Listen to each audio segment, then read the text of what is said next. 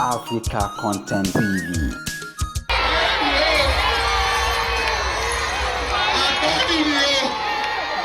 Ladies and gentlemen, okay, and it's only 1,000 naira. Your number where 5326. 5326. Honor. All right. Thank you so much. Oh, you have been so full of that. I mean, I saw me say, hey, Padaba. I'm not Dawa. I don't think my bitty bow. And you know my friend, you. I said, what we're doing is, why Honorable Fadi Adebayo was entertaining every one of us, the great man, the wonderful man, well, powerful comedian, giant man, awaiting governor. Me, my governor state here, because my state here exists, but awaiting governor, Excellency Olani Afoja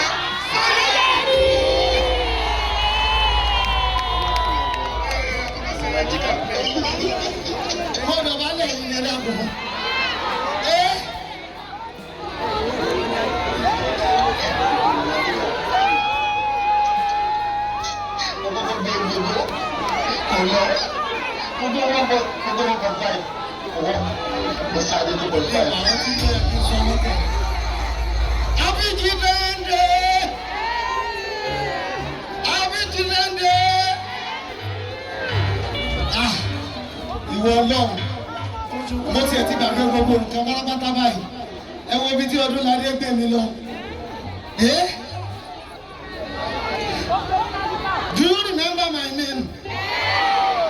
Can you remember me? Nígbà tell me my name sir. Another name for Soyeri. Can we sing together?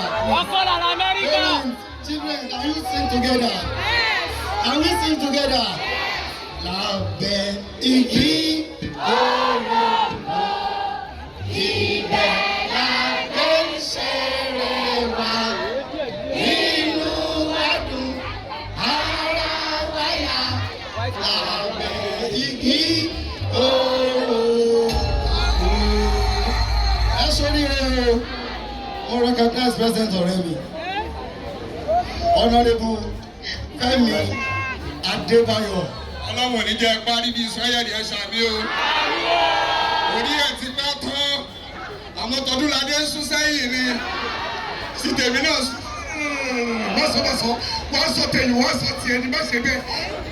Má dé fìlà mọ́, má dé fìlà bí sí wa. Okay, a round of applause for Alhaji Olaniyi Soyeri. Àtẹ́wọ́ yẹn tó iye ọdún tó bá fẹ́ lò láyé ó yàgbé àtẹ́wọ́ fún Soyeri. Máa àtẹ́wọ́ lọ.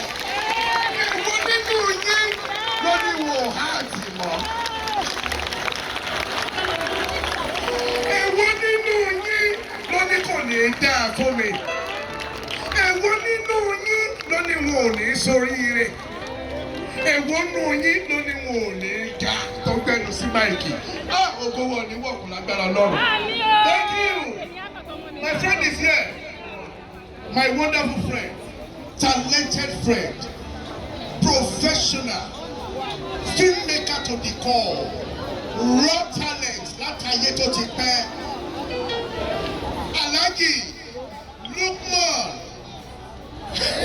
olówó tẹ̀wọ̀ ẹ̀rẹ̀jẹ̀. Ẹjọ́.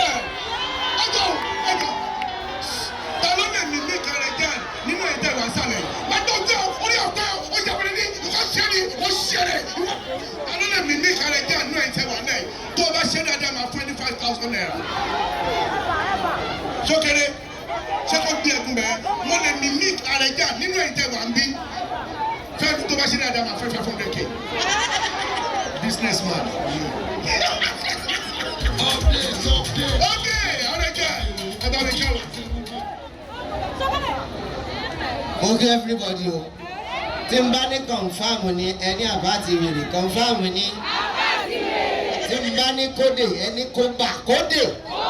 Kódè. Ẹ jẹ́ kọ́ lùlù ìṣẹ́jú kan fún mi. Kí n kàn káwọn èèyàn yìí.